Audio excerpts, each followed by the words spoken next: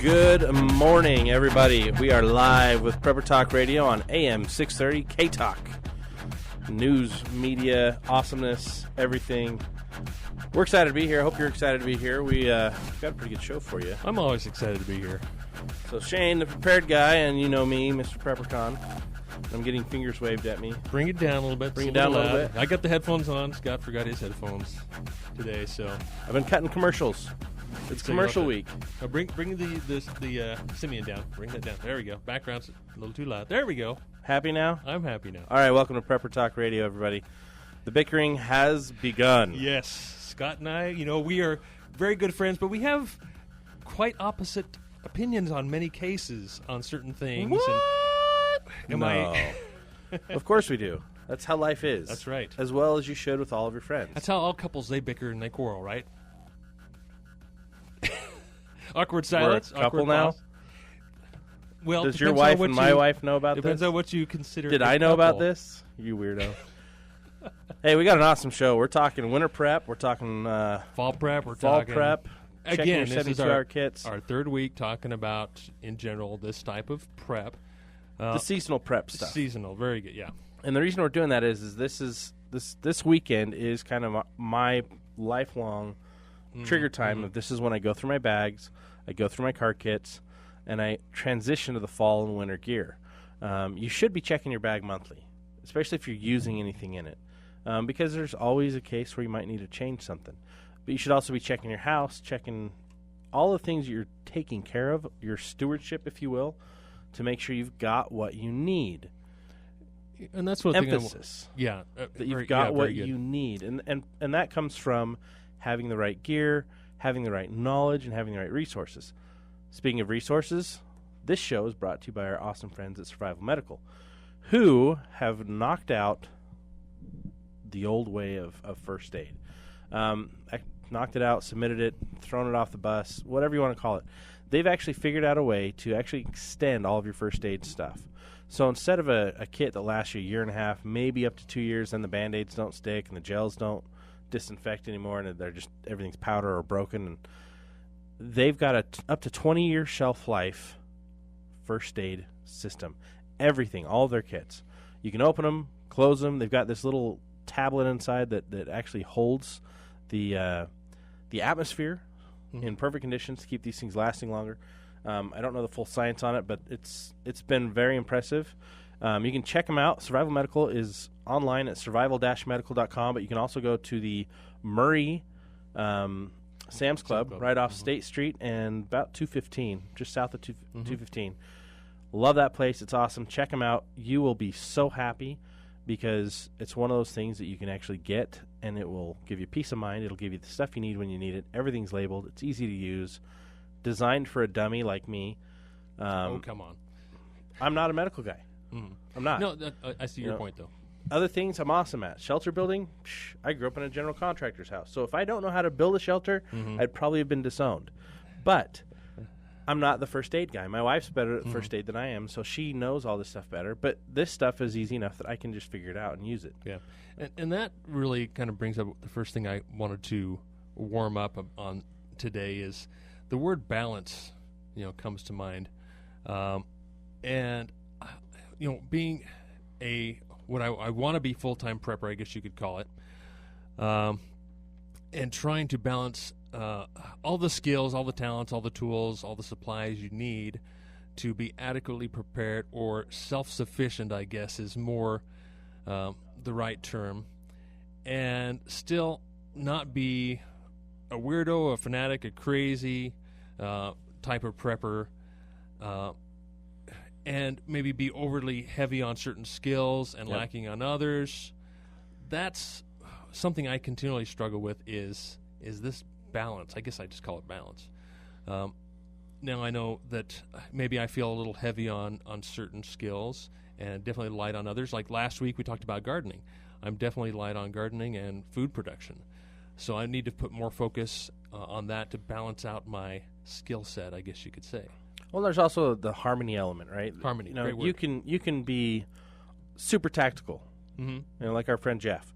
He is Mr. Tactician. Well, everything leads to that because he grew up focus on a military career, focus on an operative career, and everything is very tactical, and so that mindset's just been enhanced, right? There's nothing wrong with that. Then you look at one of my good friends, John, who he's got a little tactical, but he is Mr. I can do anything in the wilderness. Wilderness survival, off-grid living. He can do medical tinctures. Like, he can tell you what herbs do what, how to use them, when to use them, when not to use them. But he's got his imbalance, right? But when you put these guys together, you put me with them, you put you with them, you get your group, and you get your group based on trust first and then skill second. You get your group of people together, and now you've got resources, and you've got balance, you've got harmony. If you have no one that knows medical, you're screwed. Yep. If you have no one that knows how to grow food, you're screwed. If you're in a wilderness survival situation, you don't know how to start a fire, and it's cold, and it's getting colder, and you don't have adequate shelter, or enough, something for a windbreak or something to keep the water off you, you're screwed. And so it's always good. That's why in Scouts we learn the buddy system. Two brains are better than one, except for when they're 12 to 13 years old. Then it's questionable. It might be one brain combined between the two of them, and you're good. But you've always got to work on balance and finding other people that can work with you that can fill the gaps. But then as often as you can, and this is something Shane's good at, as often as you can, study up, learn something new, expand in your repertoire. Yeah, and that's why I love getting ready for the show. Is coming here talking is brushing up on the topics and doing my prep before the show and say, oh yeah, I remember that now, and it becomes more ingrained in my psyche, and I can use it more effectively every day. And I guess also with balance, I see, okay, how do I balance, work and home life, family life, and prepping and all the stuff we have on the side that we're trying to build other businesses and so forth. Yep. That is just, for me, a constant struggle. I haven't blogged since the 1st of September. I haven't posted a blog since the 1st of September. And it's almost the end of September. I know. I try and do it. I used to try and do it, twice a week at least, and now, it's been more than a few weeks. So I'm feeling out of balance, I must say. That's normal. I don't think there's anything wrong with that. I think that's a natural occurrence we all go through, especially in prepping. If you look at your list of things that you've got, we like to keep track of what we have. We like to keep track inventory. And a list of the things that we need. And we look at the things we need, the things we have, the things that, someone tells us about and all of a sudden goes on the list. It can be overwhelming, it can be stressful, and that's where most of the beginner preppers, people who are just waking up or just starting to say, okay, I need to be better prepared, that's where they get overwhelmed. And so I want you to take the show and take the comments that we bring to the table, and callers, if you've got comments on this and ideas on how to be better balanced and how to be better aware and what to do at this time in your life based on what's going on, how to be better prepared, how to take this in bite-sized chunks. We're going to talk about that today as well, but we're going to take it really small today, and we're going to talk about seasonal prep and how to transition from the summer prep to this fall winter prep, because it changes quite drastically. And you need to make sure you've got the right stuff in your car so that if something does happen, or say you come across an accident, you can help respond, you can help take care of those people till additional resources come. Or say there's a power outage. We just had a tornado. Are you kidding me? Utah's never going to have a tornado. So we had one, 99? Two in the same, back in 90-something. 90-something. Yeah. And then two on the same day. We'll never have another tornado again. It doesn't happen in Utah. Blah, blah. Yeah. Two of them. One of them went through, Riverdale? The other one was down in Panguitch. Not good, people. Now, those people now have no homes in some cases. They had to be evacuated. Others just didn't have power. There's no power to 37,000 people. 30, that many. That's what that's right. That's what they said on the radio, and that's what they said on the news. Right. 37,000 people without power, and I think it was just for 24 hours. But still, think of how cold your house can get in the middle of winter in 24 hours. Yeah. Now, this was, the storm ended. It was cold. It was probably 48 degrees that night, but it wasn't freezing. How do you keep warm? Yep. And, if it were freezing, then we'd be more concerned about pipes or, freezing and so forth. But obviously right now it's definitely the time to start getting ready for that, so that your mindset. Now, if you think back to like the pioneers and to our forefathers and founders and so forth, how did they get through winter? I mean, what did they do? That's where my mind kind of leads me, is look toward the past in order to prepare for the future, potential rough times. So how did they keep their homes warm? How did they live through the winter? How did they, because obviously they had just as tough or harder winters than we do, without as many great resources and technology that we have now. I think one of the benefits was they had a simpler way of life. Absolutely. We've got pipes throughout our whole house. If it freezes, you got to watch out for all those pipes, or go turn the water off at the source. Pipes and safest thing, obviously, drain the pipes, turn off the source before night every night, and then turn it back on in the morning when it's warm. Or let it run all night long, which is not a good option. Yeah, expensive. The other thing is, and this is one of the things I love with the newer homes, is they've actually got the water panel. So you've actually got you can turn off a manifold. Thank you. You can turn off water to different sections of the house, so that you're only having to keep a certain section warm. And if you've got an extra wood burning stove or furnace system that's a backup, boom. Yeah, that's a great point. Bob's your uncle, everything's taken care of. But for the most part, none of us have that. Yeah, and also I think another thing you could do is, like in my house, I have an older home and with copper piping, so it's not off a manifold system. So what that means is there's one long line, and at the very end of the line is the last sink. Yep. And so you could turn that sink on, and most all of the pipes should flow so that you don't get any particular pipe that's going to freeze. So if you've identified which sink takes the longest to get hot when you turn the hot water on, that's my bathroom, which is for us our kitchen sink. Oh, we just leave that running, and most of the pipes should flow and not freeze, in an outage like that. Or probably a better option: turn your water off at the main valve, and turn some faucets on in the basement, and drain the water out of those pipes so they don't freeze. Exactly. So before the break hits, which is going to hit in the next few minutes, let's start talking about the things we need to transition and the things that we need to start changing. Okay. I like to start first from everyday carry. For those of you who don't know what everyday carry is, or EDC is, you'll see it all over the internet. EDC, what's in your EDC? Or you'll also hear pocket check. It's the things that you have with you or near you at all times. I have a bag in the car. I also carry a few different items on me. But some of those things you need to make sure you're changing. Now, some people will change the way they carry their firearm because they're changing the way they dress. Yep. So if you have to wear a tucked-in shirt, and you don't want to have a tucked-in concealable, inside the waistband holster, you can transition to wearing sweaters or wearing something long sleeve that covers your belt, and you can wear an open carry holster, which can tend to be more comfortable, at least switching it up and changing your wardrobe a little bit. So that's one thing that comes right to mind, is wearing. I love jackets. I love wearing long sleeve in the cooler weather, which then makes it easier to conceal. Yeah, you can transition to a shoulder holster, or an inside the shirt holster. There's like tank top versions of holsters that they're form fitting and they've got pockets, so you can put a firearm in, as well as other fun things. But there's a lot of different ways you can do that. There's also different ways you can carry your stuff. For example, during the summer, spring, I have a small bag in my car.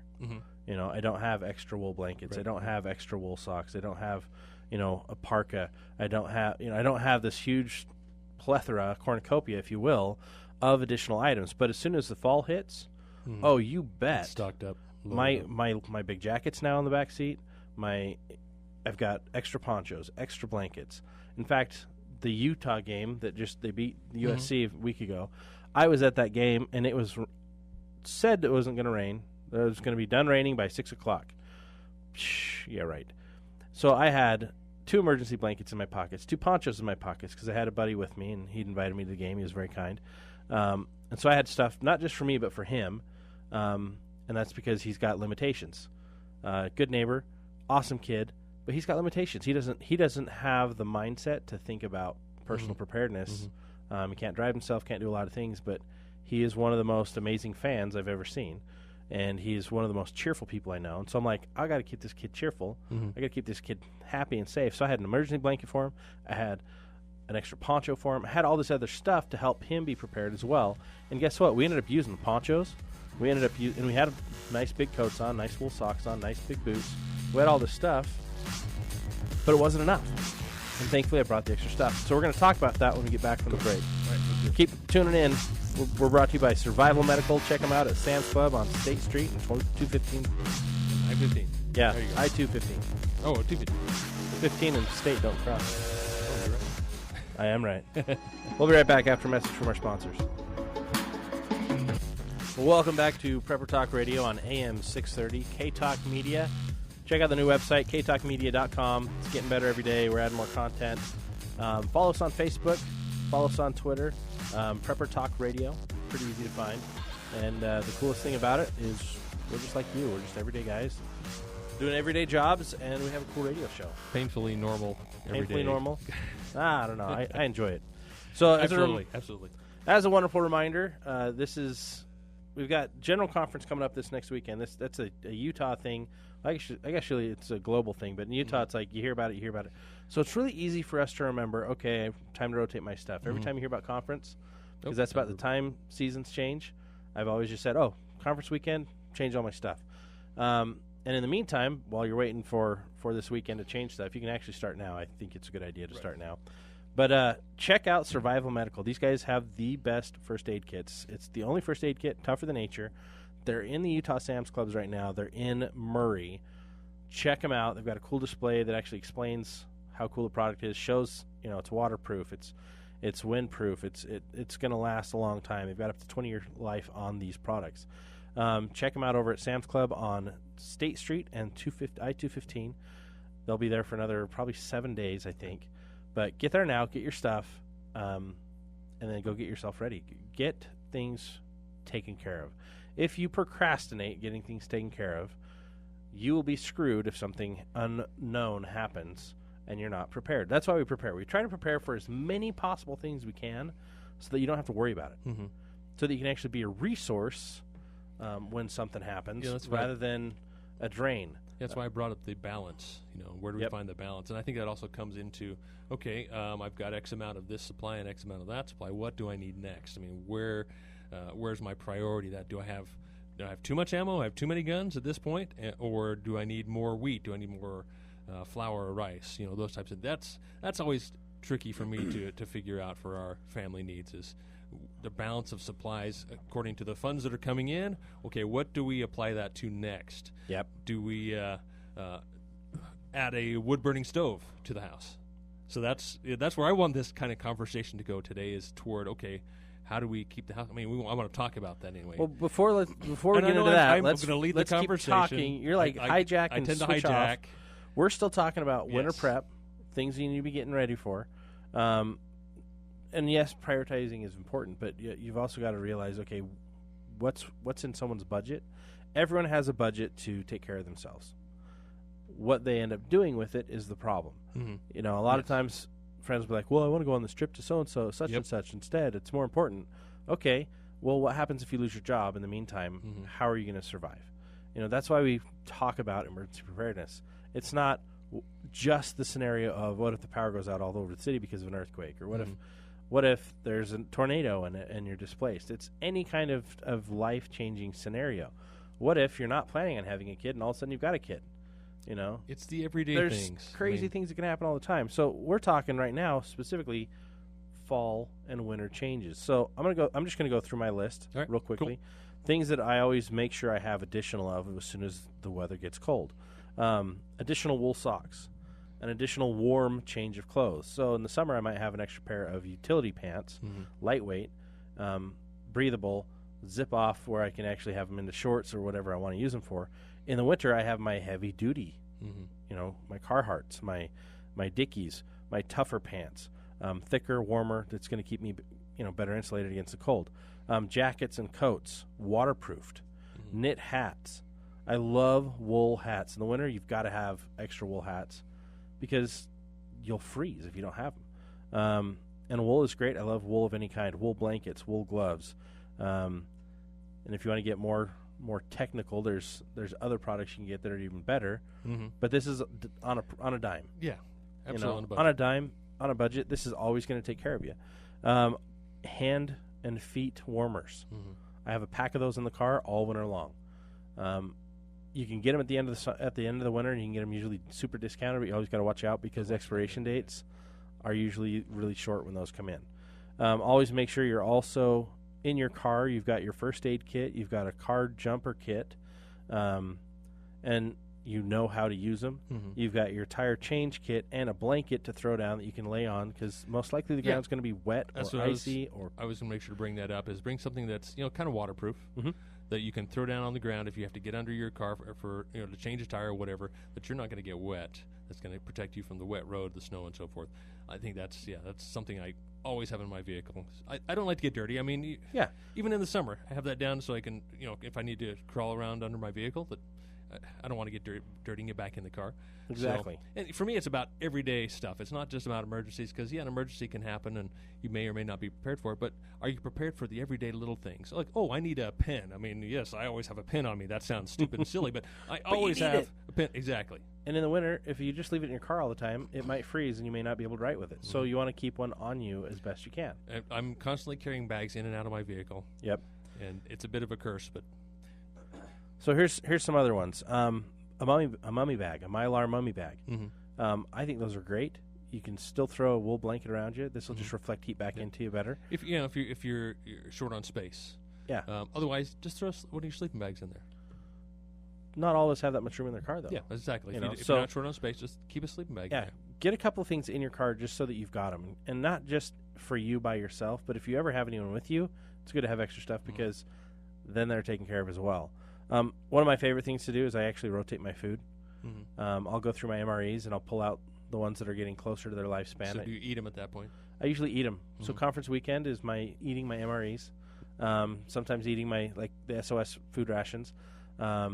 Sometimes I take those to scouts and show the scouts what those will do. And they're like, oh, it's not so bad. And I'm like, yeah, it's not so bad. It tastes like a sugar cookie. It's great. I love it. Mm-hmm. But it depends on what you have. But I always like to put heartier foods and more calories in during the winter. Because with the cold, you're going to be burning more calories just to stay alive. So I always increase my foods and increase my fuels. So I make sure I take my water in and out of the house every time I go in the car because I don't want it to freeze. And that's one thing is I think people don't think about is having water in your vehicle during the winter because you can dehydrate just as fast or faster in the winter if you're outside doing fixing your vehicle or walking to a safe place, getting away from being stuck in your vehicle, than in the summer. So you need to have that water. And like Scott says, if it freezes up, it's not any good for you. Yep. And we always hear about which is a bit of a myth. Okay, don't eat the snow because it's going to take away your heat, and that's absolutely true. If you don't have appropriate shelter, if you're cold, you're getting hypothermic. Yeah, don't eat the snow. If you've got plenty of body heat and you're hot and you're exercising. Sure, go ahead and eat the snow. You've got plenty of calories. It takes a lot of calories to convert that snow into water. So keep that in mind. But just keeping water is going to avoid you from having to eat that snow to hydrate yourself. So water, very important in the winter and summer. And always have extra containers. I found that one of the biggest challenges is you get a water bottle and you're like, yeah, we're set. And then you're sharing it amongst other people and whatever you've got going on. If they're sick, now you're going to be sick. Okay. So you want to take care of the germs and those issues, but have an extra container too, because if you do have to do snow, you can put the snow in that container and let it melt before you put it in your body. Yeah, that's change the temperature as much as you can, because you can just have that sitting in your lap and take the radiant heat from your body that might be excess, or put it inside the car with you where you're warmer. And that excess heat will be warming that up as well. So cross-utilize everything you can. That's the whole key. I always say duct tape. Duct tape's so important. Our good buddy over at Everyman Preparedness, Spencer, he actually has a video online. We should probably share this. He did a winter exercise where he went out and he pretended his car broke down and he had to sleep there overnight. And he set up Mylar blankets in the windows, on the roof, and basically created a little cocoon of heat. And he's like, it wasn't that bad. It wasn't great, but it wasn't that bad. And this is snowy night. There was probably 3 feet of snow. He was up by Park City. Cold situation, but he just wanted to see what it's like, and he filmed it. Yeah, it's just like having a tent out in the wilderness. You can more easily heat up that tent. It's also, in the caving world, if you're in a big cave and you're in there for an extended amount of time, you take a tent or build a Mylar blanket type shelter that you can heat up that small area. And it also definitely applies to your home. And I'm kind of leading this conversation along to staying warm in your home. Yep. Pick a particular room that maybe stays warmer because the sun is hitting it from the south or west side, and heat that room individually rather than trying to heat your entire room. If obviously your power goes out, you're not going to be able to run your furnace. So that's one technique that is all tied together is use your resources and use your brains, use your common sense, and make it fun. Yeah, absolutely. Everyone loves camping to a degree. Whether they want to go real camping or they want to go glamping where it's all nice and bring your tent in your home.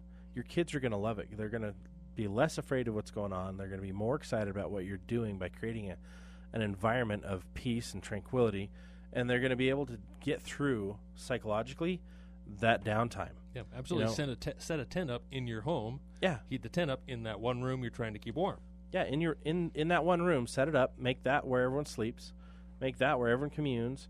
Kids are going to love it. You can have a little lantern in there, and you can talk stories and really get to know them better. That's what's one of the coolest things about survival situations. Yeah. You really get to know the person you're with.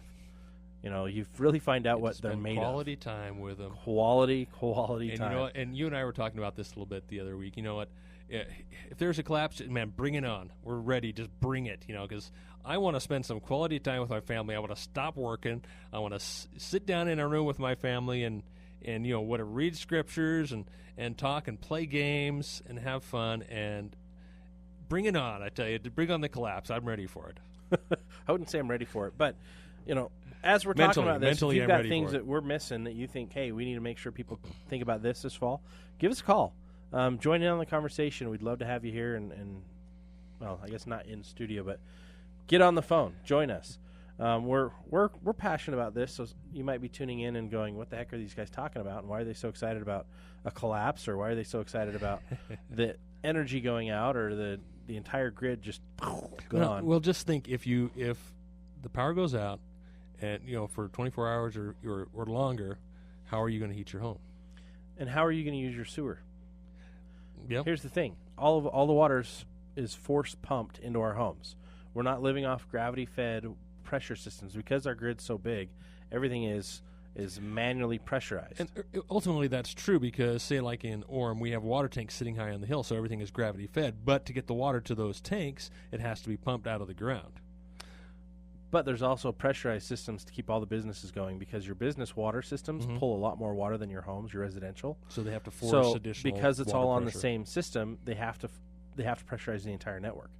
So as soon as there's an issue and there's no pressurization of the network, you still have gravity fed to a degree, but once that's gone, it's gone, and that'll go quickly when the whole city's counting on it. Oh yeah, absolutely. But the point is how are you going to flush your toilet?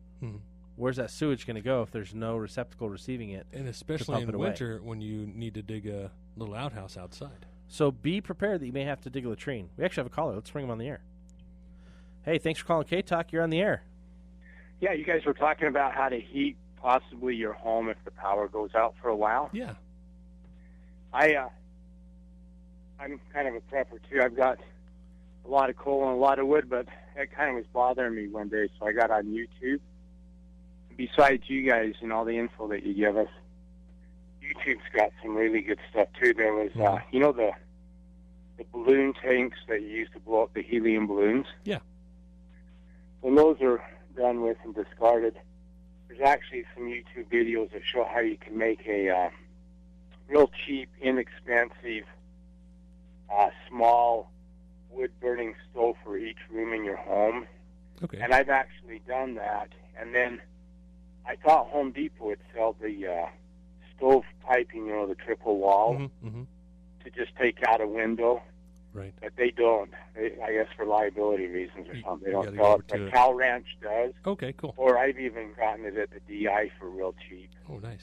Really? That is so I've got 4 rooms, and I've got all 4 of those small little stoves set up out in my barn and my shed. That's with fantastic. Pipe ready to go if anything happens. It would be great if you posted a picture of that to our Facebook page. That would be very cool. and maybe the YouTube. Maybe the YouTube video that I watched. It was only a 15-minute video. Yeah, share that on our page. That would be awesome. So everybody needs to have a plan of how to heat their home. So what I am doing this winter is I'm pulling out the gas insert in our house. Yes. And now my wife is going to freak out about this. Pulling out the gas insert and getting a wood-burning stove. I'm going to install that where the gas insert is.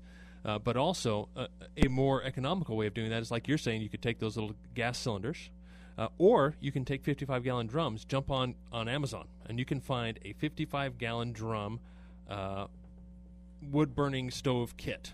So essentially, you cut in a front access door to it. You cut in a vent.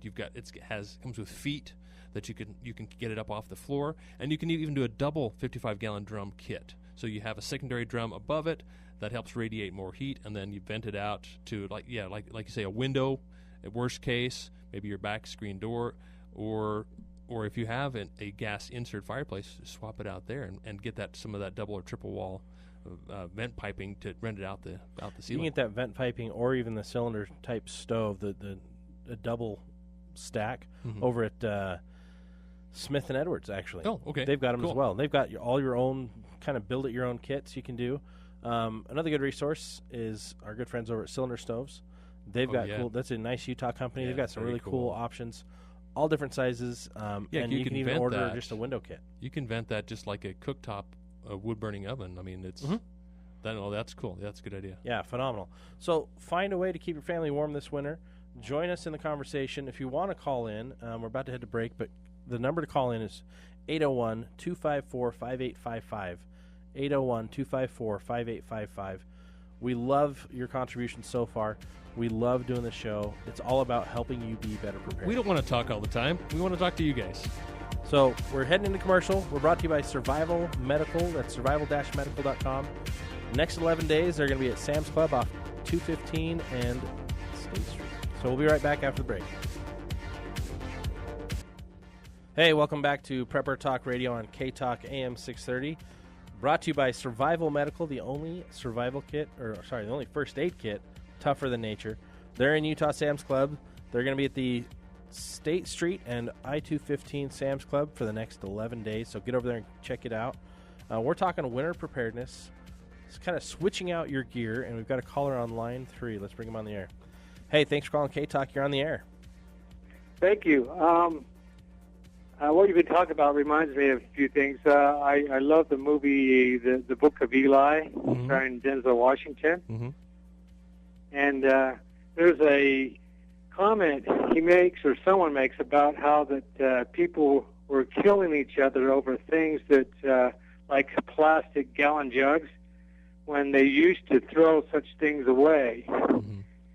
And it's too bad that a lot of the corporations are ran on money, and it's all about money. My family had an experience where we didn't have enough money to pay the gas bill, and so I got turned off.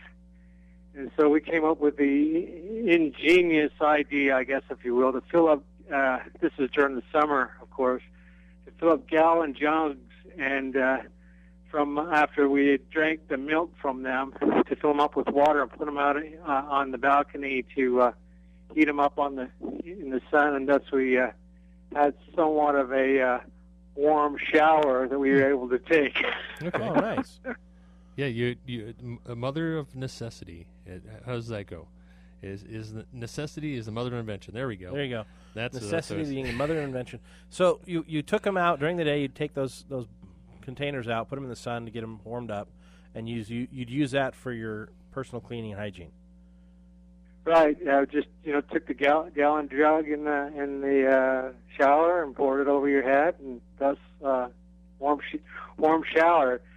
But the wife didn't like that happening for quite an extensive period of time. So I could see the point of what you guys are doing is suggesting different ways to solar energy, or different ways to prepare for when the lights go out. In fact, an EMP strike could shut off the power all over the country and cause a lot of havoc. Absolutely. And I don't know if that's something you guys get into, but that's always a possibility as to how it could happen. Yeah, absolutely. And we do talk about EMP and those types of concerns on a regular basis, or occasionally, I should say. But here's something that came to my mind is, now I'm going to be putting in a wood-burning stove, not a fireplace, but a wood-burning stove that better radiates heat.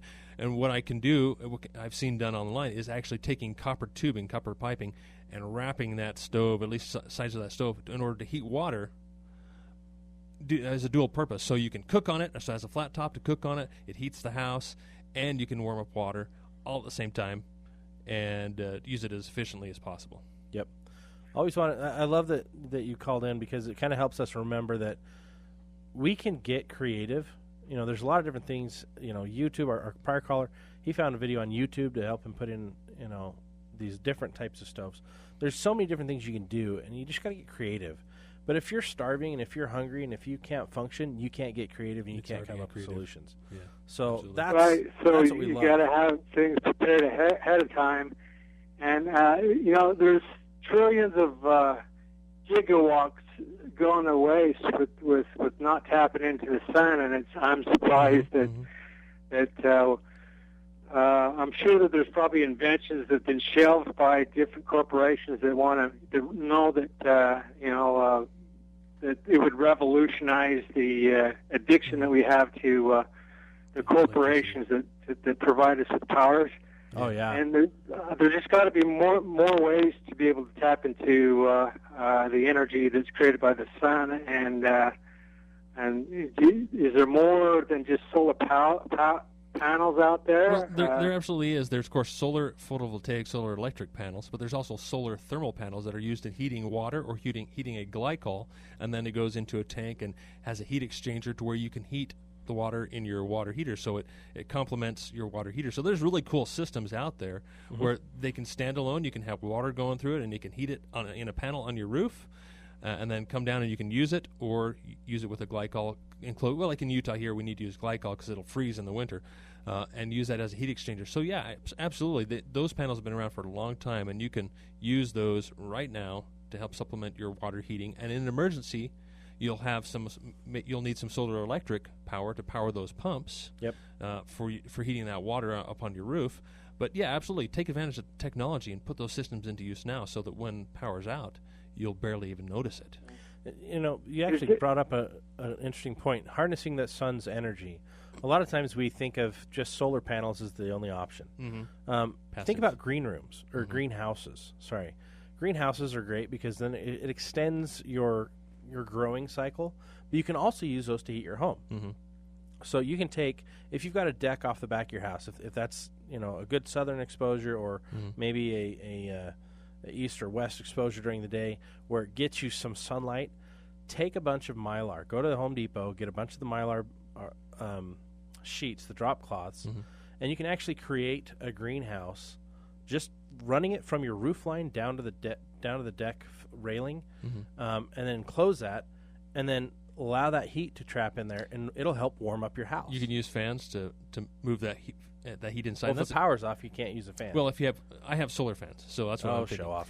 Well, and I think that's a good idea, is also think of the passive ways that you can use the sun. So like you're saying, like a greenhouse, if you have a southern or western facing home, add a balcony on there, enclose it, make it a greenhouse or a sunroom, which really heats up in the winter, and then use that to force that air into your house somehow to heat it up during winter and decrease your heating bill and increase your comfort. Absolutely. I like the comment you made about how the pioneers or something to the effect that the people of the past were figuring out ways to do things without power. And I'm sure that there's probably steel pumps out there that are maybe hand cranked, where you don't have to rely on electricity to run them, or a combination of the two. I was thinking of a fan. When you mentioned fan, I was thinking of those bikes, exercise bikes that have the fan that goes turns as you're exercising. That could be another option. That's a great option. Too. That'll keep you warm because you're exercising. Yeah, you'll be moving too.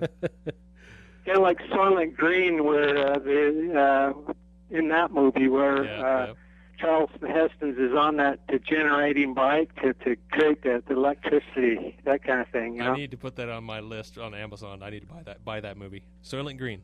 Soylent Green. There you go. Put it on your list. Well, hey, thank you so much for your call. We got some more callers. We're gonna hop on and take these guys. Free call. Thank you. Hey, thanks for calling K-Talk. You are on the air. Yeah, you were talking about the back porch sunrooms. Yeah. I actually did the Mylar for probably 10 or 20 years. Well, about 10 or 12 years, and my wife finally got tired of how it looked in the winter. Mm-hmm. So, KSL.com, I got 5 sliding patio door glasses for free from, people just give them away for free on the free section. Mm-hmm. And a really cool thing to do is to take those sliding patio door glass thingies and put them on your back porch with liquid nail. I have thought of that. And you've got to be able to vend it, so you got to have a screen system in where you can open the doors, because in the dead of winter when it's like majorly freezing, I live in Farmington, it gets to be 98 to 100 degrees out in that thing during the day. And I grow stuff all season out there. In that room.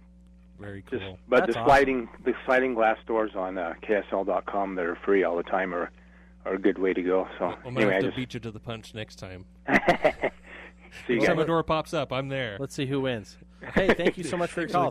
You bet. Have a good one. You too. And there are a lot of different ways you can take advantage of that type of solar gain. Back in the 70s, I don't know if you remember seeing these panels up on the roof. They looked like solar thermal panels, not really solar electric panels. It looked like solar thermal panels. And what they were doing is actually collecting the heat from the sun and using a fan to force that air into the house. It was very inefficient. It was horrible, and they didn't last for very long. And the ones I've seen on houses in my neighborhood are since gone. But you can improvise that, kind of like a solar oven. If you think how a solar oven works, sitting out in the sun is basically a box that collects light and traps it in with a piece of glass. You can do the same thing, improvise that, get creative. Okay, how do I capture all the sun coming in this window, or if I don't have a window that faces directly south, how can I capture that and redirect that heat into the house? So there's a lot of different ways you can get creative. And talking about creative, we're talking about how to heat our house, and obviously, if you have a fireplace, it's not nearly as effective as a stove, a wood burning stove, or a wood stove that you can cook on, because you lose a lot of heat out of the chimney. But you also have to keep in mind, okay, how am I going to clean that? If you're using it for an extended period of time, chimneys need to be cleaned. And again, kind of looking back to our ancestors, the pioneers, those who lived without electricity for generations, for literally thousands of years. What did they do? I mean, they had to clean their chimneys, they had to clean their flues, because that creosote, that soot, would build up and catch fires. So, of course, that's where chimney sweeps came in. Yep. You can get those at Ace has them. You can do it yourself. Ace Hardware. And, actually, absolutely. I just forgot the name of the place. Smith & Edwards, one of my favorite stores. And I'm sure that Cal Ranch probably has them as well, IFA. I would hope they do. So just a kit to clean it, and you can use a power drill with a chimney sweep kit and do it yourself. You can do it from inside, or you can do it from the roof. Are there other ways? I mean, that's kind of the only way I know. I read one this just last night as I did my research. I'm smiling. This was hilarious. And this was probably, I think it was a comment that it was either Thomas Jefferson or someone of the founders said, throw a couple chickens in your chimney and let them flail around, and that'll help clean out the soot. I hope you can hear how hard I'm shaking my head. Oh, my goodness. I thought that was hilarious. So that was a joke? No, that was serious. They were actually serious. Throw a couple of chickens in your chimney, obviously when there's no fire in there, and that'll help clean out the soot. Well, if there is a fire there, you're prepping dinner. Right, you're making dinner, too. Two birds with one stone. That was bad. With one fireplace. One fireplace. Okay. So get creative, and don't hold back. And you can try anything. Like you say, I got to clean this out. I don't have time. Throw a couple chickens in there. I mean, that's hilarious. How hilarious is that? And that just goes to tell me all the different tricks and secrets that we've lost over the years of how to stay warm, of how to prepare ourselves for winter, and how to live through winter and difficult times that we need to learn again. That's funny. Well, we got one more caller. Let's take this caller. Hey, thanks for calling K-Talk. You're on the air. What have you got for us for winter prep? Oh, we lost it. Oh, it's gone. Call back. We lost you. Call back. So we're still talking winter prep, things you can do to kind of keep warmer in the winter, things you can do to better prepare yourself and your family. Fuels. Mm-hmm. Yeah, fuels. That was the next we on my need to list talk about there. fuels. So, number one, first and foremost, always have backup fuels at home. Mm-hmm. Extra couple gallons, probably 20 gallons of Mm-hmm. fuel for your cars. Mm-hmm. Never let your car go below half tank. Yeah, absolutely. But then have propane you can cook with. Have, there's other oils and kerosene. And, yeah, but there's, fuel can be dangerous to store, especially gasoline in particular. But, if you're obviously going to have a wood-burning stove, you need to stock up on your wood. And that's one thing that our I want to say pioneers would do, and our ancestors would do, is they would be cutting wood. Obviously, they need to cook all year long, and so they'd have a wood pile just to cook with. But they would stock up right at this time of year with make the wood pile as big as possible, because it's no fun to cut wood in winter. I mean, that's just so you stockpile it up for winter. And that's something I did for my grandpa. We'd go up and cut his stockpile of wood for the winter, and he'd heat his entire place from his little wood burning stove. And so wood is I think number one on the list. And you have to have a source. You've got to be prepared. You've got to plan ahead. But also, like Scott was saying, I try and keep 20 gallons or so of gas in a separate shed away from the garage. Where it's safe. And yep. That's can be very concerning. But propane is fantastic. Oh yeah, if you've got a barbecue, that's one area you can Mm-hmm. cook on, especially if you've got a hot plate on that barbecue. But another fuel that people don't think about are candles. Absolutely, yeah. Especially tea candles, because you can use those, for example, with the Herc oven to bake your food. You can use them with the terracotta pots to heat an entire room. And there's plans for that. We should share that on our social media page. There's plans for that. It's super easy. For like $15, you've got a room heater. A radiant heat from just simple candles. Yeah, absolutely. And it doesn't put off a lot of smoke, so it's safe to do inside in that one small room you've got your whole family confined in. But yeah, candles are fun. And you can even learn to make candles, right from scratch, too. You can. There's so many things you can do. We want you to get creative in your life. We want you to be better prepared. Our whole purpose behind doing this show is to help the community. We are not the experts. We're fantastic fans of preparedness. We're getting there. We're trying to bring in more people to help every week to help us. But because of you, that's why we do the show. This is our 1 year mark. Next week we're going to have a special show, so tune in. 1 year of our special edition of awesomeness. So join us next week on K-Talk, AM 630. We're signing off for now, but thank you so much for being part of the show. Concur.